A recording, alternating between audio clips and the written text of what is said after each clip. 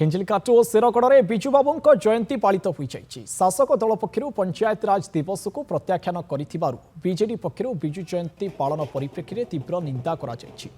विजु बाबू भली जड़े स्वाधीनता संग्रामी प्रति यह अपमान को जनमानस दल रखिब बोली संकल्प करा जाइछि। गंजाम जिलार हिंजिलकाटु निर्वाचन मंडलीर शेरगढ़ और हिंजिलकाटु ब्लॉक विजु प्रेमी मानक द्वारा आज 110तम विजु जयंती पालित होइछि।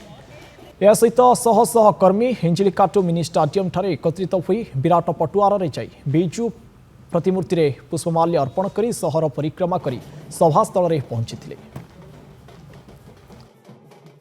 विजु बाबूंकर 110तम जन्म जयंती विजु जनता दलर समस्त महिला माने आमे आज हिंजिलकाटु मिनी स्टाडियम ठारू तांकर प्रतिमूर्ति रे माल्यार्पण कलु।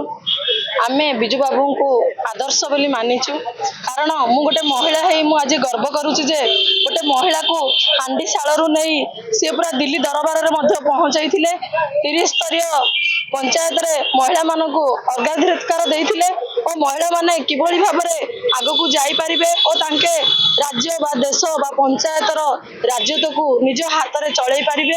एकाधारे जने ईश्वर जननायक वरिष्ठ स्वाधीनता संग्रामी नूतन ओडिशार निर्माणकर्ता पूर्वतन मुख्यमंत्री से आम समस्त आदर्श विजु बाबूंकर 110तम जन्म जयंती रे विजु जनता दल तरफ आमर मान्यवर सुप्रीम विरोधी दल नेता श्रीयुक्त नवीन पट्टनायक निर्देश क्रमे आम विजु बाबूंकर जन्म जयंती 110तम पालन कलु।